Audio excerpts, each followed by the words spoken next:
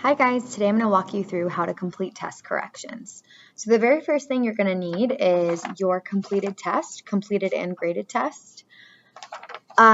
With all the markings on here, you're going to see what you missed points on, therefore understand what you can make up and get points back from. So with test corrections, what you're going to do is first you're going to identify your mistakes, and you are going to write about your mistakes in 2 sentences. So whatever your mistake was, for example, this test was on mean median mode. So when I'm looking at this person, I can identify that the median, they received 1 instead of 2 points on that part.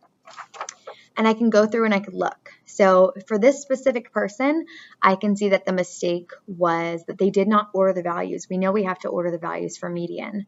So I can say my mistake on number 1 was that I did not order the values for median. I now know for median that you have to order the values before finding the middle. All right, so that would be the 2-sentence explanation, part of the test corrections. And then after you give the explanation, you are going to complete it correctly. So then I'm going to have this student go through, make sure it's numbered so I know where to reference it from, and they are going to complete it correctly, showing all of their work and then boxing their answer nice. So I know that I can go back and give that person credit now. So there is one example of how to complete test corrections. Of course, you're going to go through the whole test or wherever you want credit back and go through all of the questions you missed or where you missed points and do the same thing. So once again, a 2-sentence explanation of why you got it wrong. Maybe your explanation, maybe you didn't even attempt it because you didn't know. So in that case, your explanation would be, I didn't study for the test, so I did not know how to complete this. I know in the future I should come prepared for my test or something like that, and then show your work. All right. So there should always be an explanation, even if you skipped it. That explanation would probably be more so like you didn't study or you weren't prepared when you came. All right. Other than that, of course, there'd be a variety of explanations just depending on the type of problem of why you got that wrong. If you're struggling to understand why you got something wrong or you don't even understand how to do it right, then make sure to reach out to me so I can help you.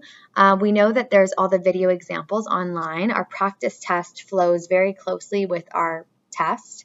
And each of those numbers correspond with the numbers on the test as well. So if there's something you're struggling with, go back to that Unit 1 test help under video examples, and that example is one that's mirrored closely with your test, so that can help you potentially understand what you did wrong and how to correct your mistakes on your test.